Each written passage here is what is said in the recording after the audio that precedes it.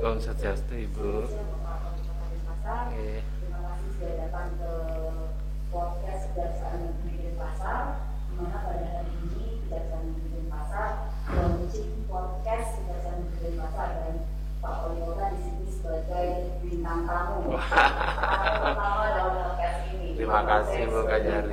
Ya. Sama Pak Kasih Intel, saya maunya tamu pertama bintang tamu kita Kejaksaan Negeri Denpasar adalah Pak Wali Kota.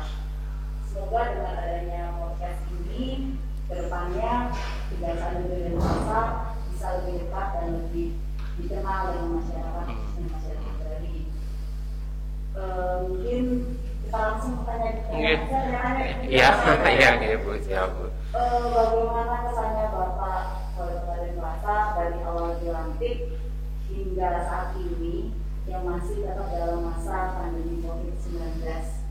Apakah ada kendala-kendala dalam pelaksanaan tugas Bapak sebagai Wali Kota pada awal Bapak dilantik sampai sekarang?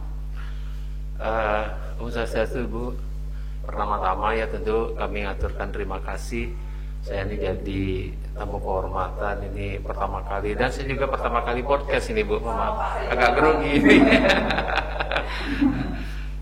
Gini Bu, sebelumnya kalau kita berbicara ya dalam masa pandemi COVID ini, izinkan kami aturkan terima kasih dulu sama Ibu ini Kajari Denpasar di hari ulang tahun Bakti Adiasa ya kenapa satu itu kan kemarin Ibu udah banyak bantu kita di dalam pelaksanaan PPKM, itu mulai pembagian sembako, terus ada kita vaksinasi anak-anak Ibu udah bantu kita udah keliling malam-malam itu ngontrol PPKM kan, ingat Ibu kita berangkat dan Ibu naik mobil lagi langsung, wah ternyata luar biasa Ibu Kajari kita ini.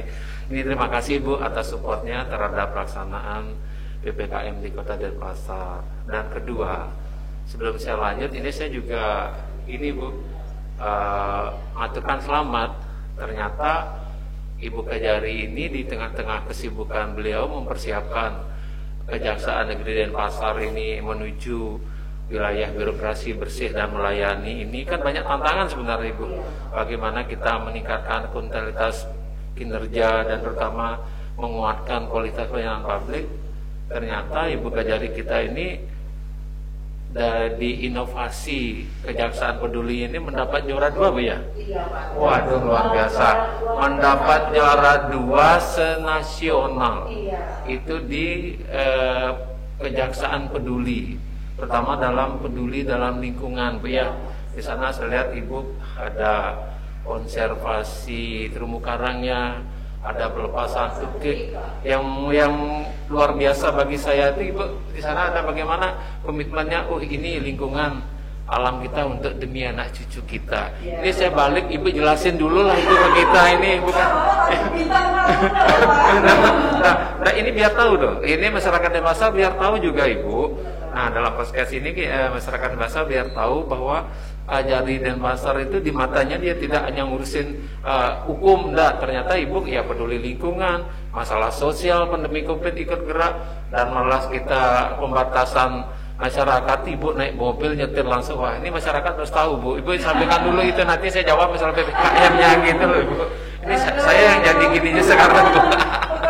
Ya, dengan kalau misalnya untuk yang pelepasan, yang konservasi terumbu karang sama pelepasan itu, jadi dari Kejaksaan Agung itu ada mengadakan lomba Kejaksaan Peduli Pak. Nah saya itu mikir-mikir apa yang saya buat Kejaksaan Peduli. Kalau misalnya seperti yang Bapak ceritakan ngasih sembako sudah, ini tidak. Saya mau buat yang berbeda dengan kejaksaan lain yang mungkin mereka nggak punya Pak. Saya pikir karena memang sebelum saya jadi Kajari Denpasar, saya itu memang sudah mencintai Bali Pak. Saya cinta dengan hangat-hangat Bali, pantai-pantai dengan pasir putih di Bali. Dengan kalau kita mau diving di bawah itu ada spesies tropis, koala cantik, itu ada di sini gitu. Nah saya pikir-pikir sayang banget tahun itu tidak dilestarikan. Nah saya juga pernah dengar, saya baca ada penelitian Badan Lingkungan Hidup Provinsi Bali Nah itu mengatakan kalau misalnya di pantai-pantai Bali itu sudah banyak kerusakan terumbu karang. Nah pas lagi baca itu ada kejelasan peduli gitu kan.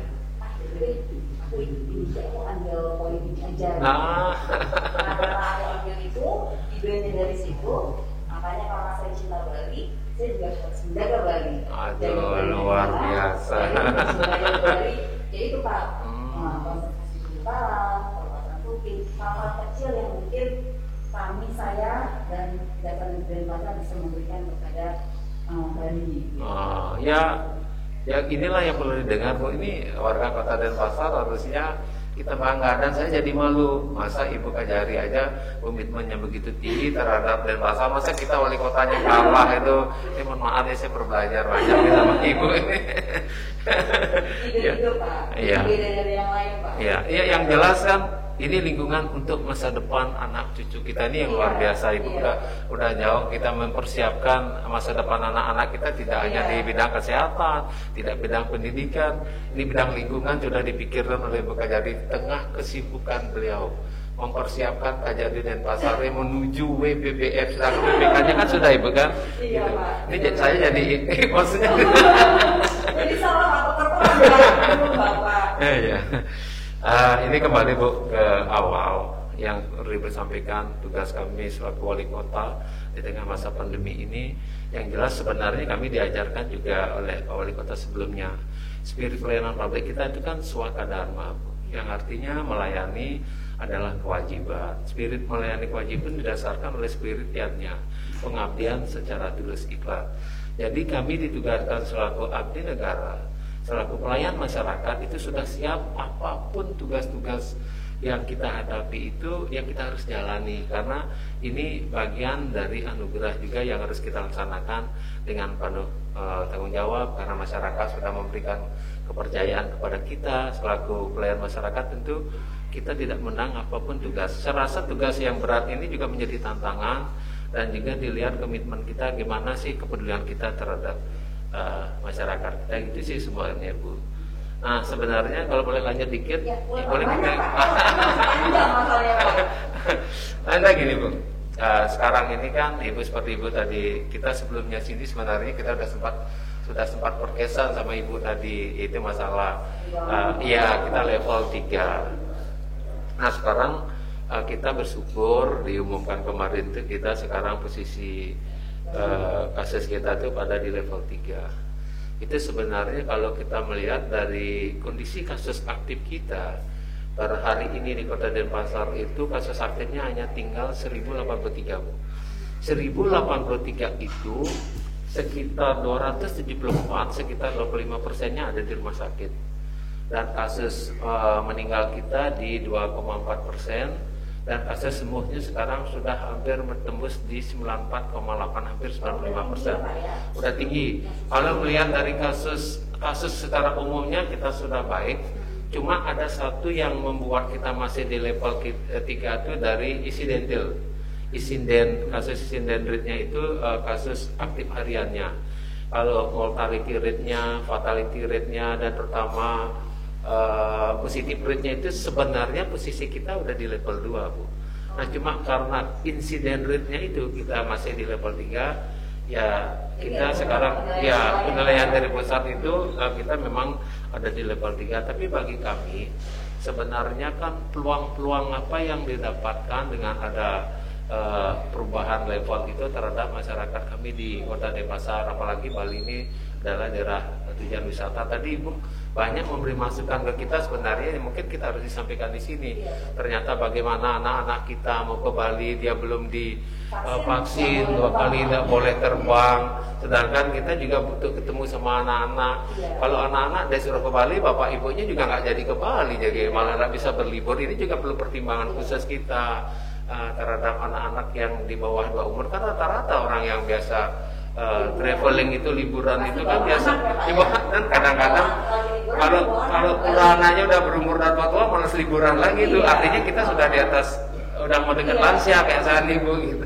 Ya itu makanya itu juga menjadi bahan pertimbangan kita nanti yang kita akan sampaikan di Satgas Covid lagi masalah Ibu bilang karantina. Orang kalau karantina di Jakarta ya males juga ke Bali. Itu harus dipertimbangkan di Bali juga ya. Saya rasa ini terus terang ini banyak saya dapatkan dari pertemuan siang hari ini, dan kita harap ya tidak hanya hari ini, nanti Bu kita podcastnya banyak hal-hal yang kita bisa diskusikan. Yang jelas saya melihat Ibu benar-benar inovasinya di Kejati dan Pasar ini, terutama komitmennya terhadap lingkungan cukup tinggi sekali gitu. Apresiasi Bu ya. Terus kalau untuk kendala-kendala sendiri Pak, ya, Pak hadapi dalam pelaksanaan PPKM darurat di Denpasar dari level 4 level 3, walaupun menurut Bapak sebenarnya ini kan seharusnya itu kalau perhitungan ada perhitungan, kita sudah bisa level 2 gitu kan. Nah, kendala-kendala yang dihadapi untuk supaya kita semakin baik gitu kan Pak, apakah terus harus memperhatikan masalah testing, terus begitu bagaimana kesadaran masyarakat Bali gitu Pak terhadap pandemi itu bagaimana Pak? Yang pertama Ibu, saya melihat kan kasus yang kita hadapi tidak hanya di Kota Denpasar, ini kasusnya mendunia, dan kasus ini adalah kasus baru. Tentu kita berbagai macam terobosan yang kita ingin lakukan untuk bagaimana kita bisa menghadapi kasus ini. Kalau kendalanya saya bilang, karena memang kita berhadapan dengan kasus yang tidak kelihatan, tentu kita tidak akan bisa memprediksi kasus ini akan seperti apa. Dan pengobatannya juga seperti apa, karena kita kan belum ada obat. Nah jadinya kami kalau namanya di pemerintahan tentu kita akan mengikuti apa arahan Satgas Pusat. Kalau dalam kendala ininya ya minimal bagaimana kita sekarang ini protokol kesehatan menjadi skala prioritas. Skala prioritas yang kedua vaksinasi. Dan perlu kami laporkan ke Ibu juga kalau berkenaan dengan vaksinasi di Kota Denpasar, itu capaian kami kalau target herd immunity yang harus terbentuk itu 70%. Dan sekarang kita sudah mencapai 140% dari 70%.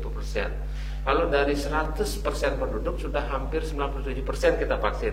Cuma kita mengejar vaksin kedua. Nah karena kita juga akan vaksin keduanya baru ya sekitar 60% Ibu. Kita fokus sekarang di vaksin kedua.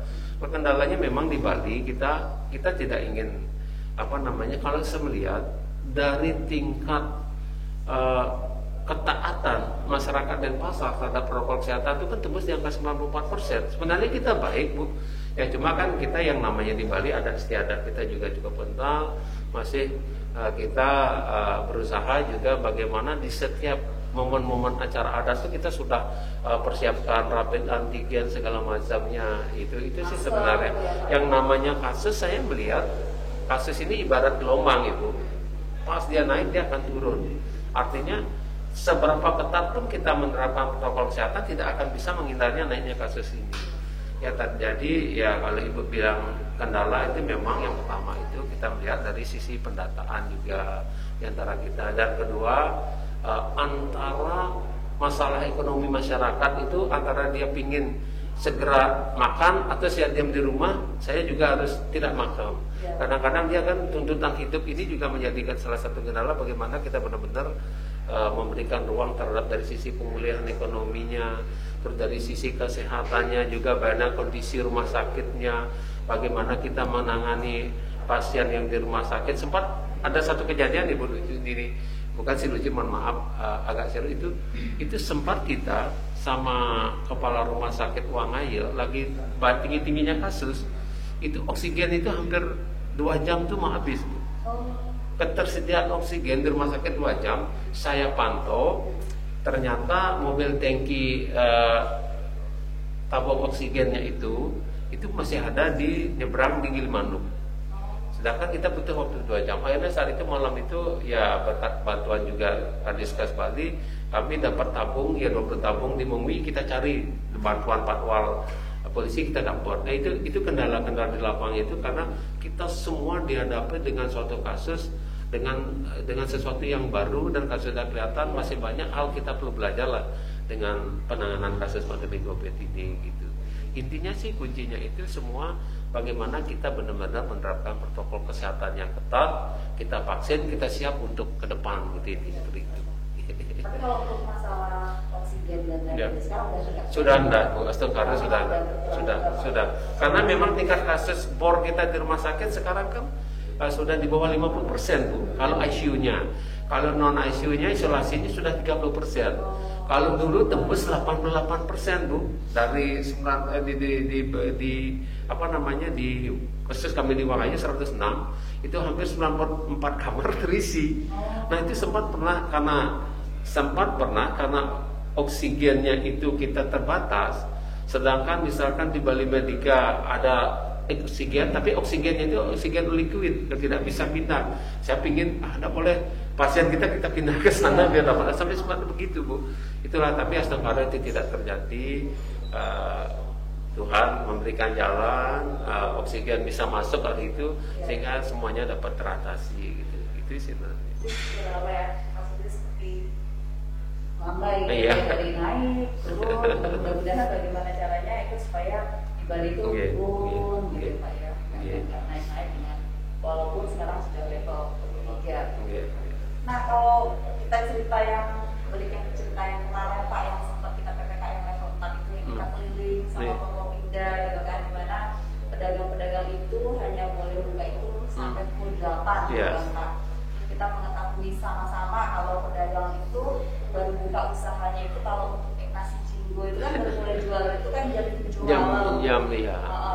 Jam 67 ya Pak ya, gitu kan. Nah terus kayak gitu, apakah di Kota Denpasar dalam pelaksanaan PPKM darurat tersebut itu banyak terdapat penolakan dari masyarakat atau pedagang yang langsung ditujukan kepada Bapak gitu kan sebagai wali kota. Kalau saya lihat sendiri sih Pak dari Instagramnya Bapak gitu kan, dimana Bapak itu saya sih salut juga gitu kan, hampir setiap hari kali Pak ya Bapak yang naik motor, yang naik apa untuk beli nasi jinggo gitu kan. Nah itu bagaimana Pak? Gini Bu, saya melihat memang kita itu sempat saya nolak. Kenapa kita pemberlakuan itu jamnya itu dibatasi sampai jam 8. Sedangkan pedagang-pedagang kecil itu kan tidak makan di tempat Bu. Sempat saya tolak. Saya sempat sampaikan tolonglah dinaikkan jamnya. Kasihan kalau sampai jam 8. Bagaimana orang itu hanya dengan jualan, bukan hanya nasi jenggo Bu. Di rumah makan pun kalau dia orang makan ke tempat warung itu kalau dikasih makan di tempat sana mau bungkus juga agak susah. Dan kalau dibatasi waktunya, kita makan tuh paling dikit membutuhkan waktu ya 20 sampai 30 menit. Dan berapa orang sih bisa masuk itu. Nah, jadi dengan kondisi seperti itu, Bu, saya melihat dengan harus dia tutup jam 8 sebelum ada perubahan, ya kami ngambil kebijaksanaan di pemerintah Kota Denpasar. Kami kebetulan SKPD kami itu menjadi bapak angkat di setiap desa. Nah begitu jadi bapak angkat, kita wajibkan dia sore-sore itu harus belanja nasi jenggo, borong. Coba bayangkan Bu. Ya betul. Nah makanya kan saya itu kemarin saya coba. Nah kita memang melihat, karena saya melihatnya begini dasarnya itu, saya coba datang ke teman, karena saya punya teman juga jualan nasi jenggo. Dia bilang, berapa kamu bisa jualan nasi jenggo sekarang? Dia ceritanya ke saya itu, Pak Wali saya hanya bisa 15 bungkus harinya, bayar harga dengan 5.000 kali 15 kan 75.000. Enggak laku satu aja dia sudah nggak dapat untung apa Bu. Nah saya tanya, kalau gitu karena jamnya jam 8 harus tutup. Kalau biasanya saya sampai 30-40 habis. Akhirnya saya melihat itu, saya datangin, ya benar dia Bu. Saya coba belanjain, saya borong nasi jenggonya di beberapa tempat. Akhirnya nasinya saya beli, saya kasih juga teman-teman yang jaga. Jadi nasi jinggo yang Bapak beli itu Bapak bagikan kembali ke teman yang jaga di desa lurah. Nah akhirnya dari itu berkembang Bu, ya ternyata bagus responnya. Bapak di sini dong beli nasi jenggo. Saya beli, nanti saya minta ya 100 bungkus lah rata-rata per anak yang jual nasi jenggo kita bagi ke yang jaga. Kalau ada masyarakat yang sekitarnya kita bantu dengan itu. Dan itu kita serentak dan tidak hanya OPD dan teman-teman di Dewan pun saya minta ikut untuk itu. Artinya kita saling berbagi, dan malah saya minta Satpol PP yang biasanya nertibkan, kita kan sempat turun Kak Ibu dulu itu. Kalau kita juga nertibkan, tidak memberikan solusi, dia pasti beribet Bu. Nah itu Satpol PP sebelum nitipi dia belanja dulu. Setelah belanja baru di ini ya. Tapi ya mudah-mudahan, tapi kita belum banyak bisa berbuat, tapi minimal kita bisa meringankan. Nah akhirnya gitu melalui SKPD peduli itu, ya itulah kita berusaha, karena batasnya sangat terbatas. Tapi astungkara Ibu, berkat situasi lapangan itu kita usulkan ternyata bukanya sudah sampai jam 9, itu ada kelonggaran. Jadi ya sekarang kita jadi agak inilah turun ke lapangannya juga mulai berkurang gitu. Ibu ternyata enggak jadi viewer kami juga melihat di terima kasih loh Bu gitu. Iya. Dan Ibu Pokoknya juga saya follow Bapak masalahnya Pak. Iya. Jadi Bapak jalan naik motor, Ibu keliling gitu kan. Iya. Salut saya semua. Iya. Kalau misalnya ini Pak, penyekatan, mungkin sekarang Udah enggak ya, ya, Pak, iya, udah enggak ada penyekatan. penyekatan. Kalau yang penyekatan itu, apa masyarakat juga ada penolakan terhadap pembatasan masyarakat yang penyekatan itu Pak? Sempat rame-rame juga itu. Yang jelas gini Bu, tujuan penyekatan itu kan agar mobilitas itu mulai turun. Tapi mohon maaf Ibu, realita di lapangan, kalau kita sekat tidak memberikan solusi misalkan work from home. Nah sekarang orang yang kita sekat itu kan dia punya tanggung jawab untuk bekerja contohnya. Kalau Ibu sekat di sini dia akan mencari jalan-jalan alternatif untuk tetap dia berkunjung. Ya sama aja jadinya. Ya makanya berdasarkan penyekatan itu dengan keluar masyarakat, akhirnya itu kan ada kebijakan yang kita menutup yang sifatnya non esensial. Kita tutup yang esensial itu. Tapi dalam perjalanan kalau non esensial juga ditutup, ya semakin terpuruk. Akhirnya kita buka lagi ya. Ini semua kita semuanya belajar dalam pandemi ini karena bagaimanapun juga pemerintah pusat melalui Satgas pusatnya kan berharap bagaimana kasus ini cepat turun. Terutama kita di Bali mulai cepat pulih, pariwisata pulih, kan ekonomi kita bisa bangkit. Itu sih poinnya itu. Ya. Juga menunjukkan bagaimana Bali itu cepat bangkit. Ya. Bisa jadi banyak yang wisatawan datang ke Bali Iya. juga. Sepi Pak masalahnya Bali Pak ya. Tapi Aduh. kadang-kadang kebanyakan swab juga Pak, jadi ini benar nggak sih Bali? Ini benar nggak sih ini Bali gitu ya? Benar-benar tertutup yang segala macam. Kayaknya enggak deh. Maksudnya nggak seserem yang mereka Betul Bu. share di Iya. di media sosial gitu. Banyak banget yang kayak ruko yang tertutup atau kafe yang udah gimana, padahal enggak. Iya. Di Bali gitu kan. Ya karena memang ya kita tetap apapun itu namanya Ibu, apapun itu kami tetap itu sebagai kita harus tetap semangat untuk cepat pulih gitu. Itu tetap kita lihat positifnya juga karena realita yang tutup itu memang banyak Ibu. Tapi kan tidak semuanya seperti itu. Tapi bagaimana juga dalam kondisi kasus yang besar ini semakin kecil juga orang datang semakin cepat juga kita pulih. Namun di saat pulih ini kita harus bergerak bersama dengan seluruh stakeholder bahwa Bali ini sudah mulai pulih, udah kasusnya menurun dan kita harus bangkit dan semua orang harus saling mendukung gitu. Itu sih. Jadi itu salah satu langkah-langkah dari Pemkot Kota Denpasar ya Pak ya, untuk membangun ekonomi di Kota Denpasar untuk pulih dari pandemi COVID-19. Tapi ini Bu, kalau kita berbicara sisi pemulihan ekonomi, ya memang sekarang di sisa 2-3 bulan ini kita memang ada program Diet Festival. Kita tetap ada festival anak muda. Itu nantinya itu festival anak muda kita tetap dengan protokol kesehatan. Kita akan laksanakan rencananya bulan Oktober. Ini habis ini kita ada meeting. Itu Diet Festival. Anak-anak muda itu kita berikan ruang untuk dia berkreatif. Ada yang dagang kopi kita silakan, ada yang main musik, lomba musik. Ini pertama kali saya melaksanakan Diet Festival. Karena kan bisa langkah-langkah dari ya untuk pemulihan dan malah ini nanti di Diet Festival itu hadiahnya Ibu, saya siapkan satu konter kayak ruko Bu, kayak ruko dengan hadiah senilai 20 juta. Di sana ada hadiahnya baju, tas, sepatu. Itu untuk siapa yang datang? Nah ini ceritanya kalau satu ruko itu kita hadiahnya senilai 20 juta dan baju itu adalah hasil anak-anak muda kita. Hasil desain anak muda kita papang. Siapa yang dapat juara terbaik satu orang kita kasih hadiah sebanyak itu. Nanti dia biar bisa jualan langsung di rumahnya. Itu rukonya biar menjadi ruko dengan isi-isinya. Iya, dengan isinya kita kasih satu konter itu kita kasih dia taruh di rumahnya ruko, dia udah bisa jualan. Nanti ke depannya tinggal berhubungan dengan siapa yang buat baju ini, tas ini, sepatu ini. Dan ya itu sebagai saya memotivasi anak muda biar berkreatif, berinovatif di dalam masa pandemi. Nah setelah Diet Festival ini ya kita akan laksanakan nanti Denpasar Festival rutin. Kalau Denpasar Festival itu lebih global Ibu. Itu Denpasar Desember Ibu. Desember itu kalau dulu Ibu sebelum Ibu di sini kalau belum pandemi Covid itu sepanjang Gajah Mada berbagai macam kuliner ada di sana. Menu-menu Bali ada, kita semua begitu berakhir tahun, orang tua, anak-anak muda itu semua berlibur di sana. Nah karena pandemi ini kita bisa laksanakan, udah 2 kali kita bisa laksanakan. Nanti saya nunggu perkembangan, tapi tetap kita laksanakan.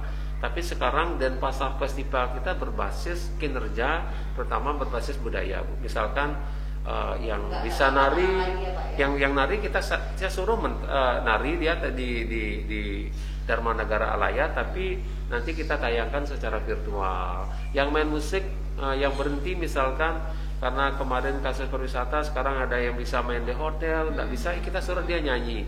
Kita akan nyanyi di tempat-tempat anak-anak muda yang punya kopi, dia suruh nyanyi di sana, dia menghibur, anak-anak dihibur, kita bayar dia, sehingga ya berprogram padat karya ya, tapi berbasisnya seni budaya. Nah para pedagang itu kita akan buka dengan cara virtualnya, bagaimana dengan aplikasi marketplace-nya kita buat sehingga dia biar bisa laku. Nah tapi intinya kita berusaha semaksimal mungkin bagaimana di dalam masa pandemi ada sekarang aktivitas ekonomi yang bisa membangkitkan para pelaku UMKM kita sehingga dia cepat bergerak lagi gitu sih. Diet Festival dan Denpasar Festival ini sebagai salah satu solusi kita di pemulihan ekonomi di akhir tahun 2021 ini. Mudah-mudahan saya bekerja di Denpasar Desember. Oh, yang penting kan sehat dulu Bu, kan gitu. Dimanapun bertugas kan yang itu semua sudah ada yang ngatur. Yang kami kan berdoa Ibu sehat. Ya kalau Desember masih lah kayaknya. Mudah-mudahan belum pindah karena ibu banyak inovasinya dan malah ibu menjadi motivator kami dalam hal lingkungan, masalah pembagian sembako untuk menggerakkan itu ya bagi kami sangat bersyukur sekali dengan kehadiran ibu di Denpasar ini gitu. Sama-sama Pak, saya juga bagaimana gitu kan makanya saya sangat pokoknya bintang tamu pertama harus bawa di satu kehormatan bagi kami Bu. Terus ini Pak, untuk vaksinasi itu balik lagi ya Pak, untuk vaksinasi COVID-19 Bali khususnya Kota Denpasar peringkat yang kemarin kan tertinggi. Dikatakan hampir 90% sudah melakukan vaksin tahap pertama yang bilang gitu kan. Melihat hal-hal tersebut, apakah ada keinginan dari Bapak Wali Kota untuk membuka atau melakukan yang tadi sih Pak yang di ruangan saya, sekolah tatap muka di Kota Denpasar, apakah sudah bisa dimulai? Terus itu sekolah apa aja Pak? Apakah SD, SMP, SMA, kuliah atau gimana Pak? Kalau Ibu nanya keinginan, tanpa ada vaksin pun kami sudah punya keinginan agar Bali ini tetap dibuka Bu, sudah rindu sekali. Karena untuk pemulihan pariwisata biar ekonomi bergerak jujur kami, tapi kan ada beberapa indikator yang harus kita penuhi kalau kita ingin Bali ini dibuka. Vaksin itu salah satu indikator dari 7 indikator yang harus kita penuhi. Ya seperti saya bilang itu bagaimana incidental rate-nya, positive rate-nya, mortality rate-nya, tingkat lagi itu ada fatality rate-nya, kematiannya itu banyak yang harus bisa terpenuhi, diantaranya vaksin. Nah yang pasti yang bisa kita kerjakan di Kota Denpasar itu kan pelaksanaan vaksinasi, makanya kita kejar terus. Nah jadi Astungkara capaian vaksinasi kita cukup tinggi, termasuk di Sanur kita memang jadikan green zone, itu kawasan hijau dengan memvaksinasi semua yang ada di Sanur, udah kita vaksin. Nah dengan harapan kita kalau masyarakatnya sudah tervaksin dan kasusnya sudah mulai pulih, ini juga bagian dari satu penilaian nanti Satgas Pusat agar bisa membuka akses-akses. Ya terutama yang sekarang ini yang dikejar oleh anak-anak kangen itu kan masalah pendidikan. Nah pendidikan, pembelajaran tatap muka sebenarnya kami sudah persiapkan dari bulan Juli kemarin Ibu. Sudah kita siapkan dari simulasinya, dari sekolah yang sudah layak untuk itu, dari protokol kesehatan. bagaimana anak mau datang ke sekolah, bagaimana yang jemput, bagaimana pulang, tidak boleh ada jam istirahat, dan jam sekolahnya hanya boleh 3 jam maksimal. Itu kita sudah persiapan, mohon maaf 2 jam maksimal. Nah kita sudah persiapkan, tapi ya ternyata bulan Juli kemarin, Septembernya naik lagi. Ya, tapi intinya Bu, kami ini selaku pemerintah daerah pasti ingin cepat ini Bali dibuka kembali, tentu kita dengan kinerjanya itu bagaimana kita mengejar vaksinnya, bagaimana kita mengejar beberapa indikator agar level kita menurun. Itu sih target kita sebenarnya.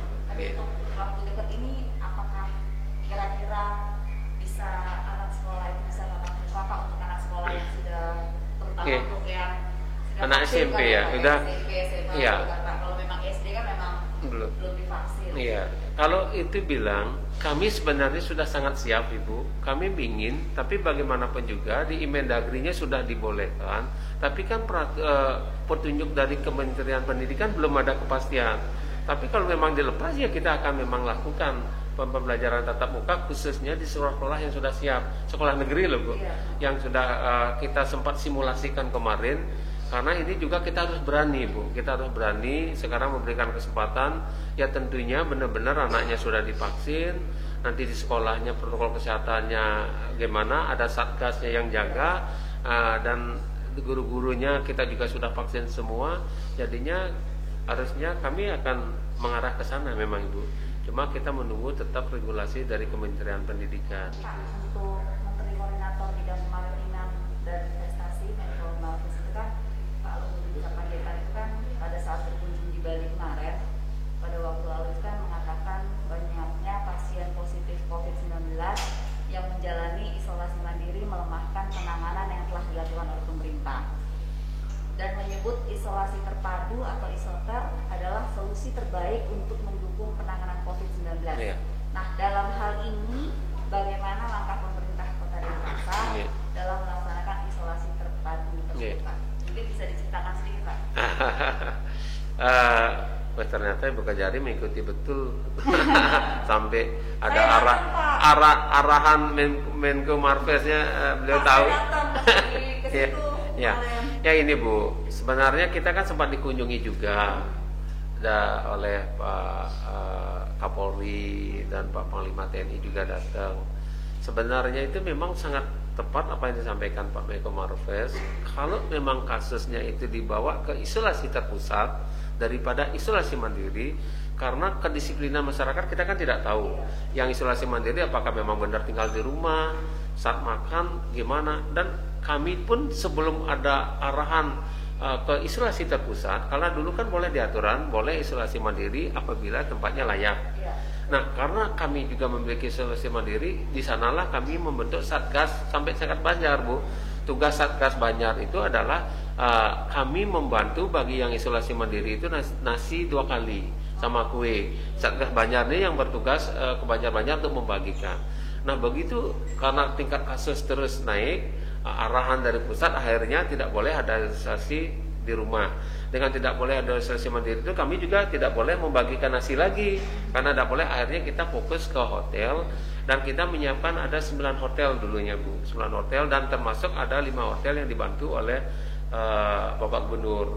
Nah, Stongkare itu dengan memang betul dengan adanya isolasi terpusat seperti itu, penurunan kasus itu lebih terkendali Bu. Karena begitu ada kasus aktif, kita langsung bawa ke hotel seperti itu. Seperti itu sih Bu. Artinya ya memang di mana-mana itu kalau memang orangnya sudah langsung diarahkan ke isolasi terpusat, dan di isolasi terpusat itu kalau kami di hotelnya itu kan makan teratur, ada pemeriksaan kesehatan, vitamin dikasih dan obat juga dikasih, dia akan lebih cepat pulih. Kalau di rumah dia belum mikir saya ntar sore mau makan apa ini, kan seperti itu juga.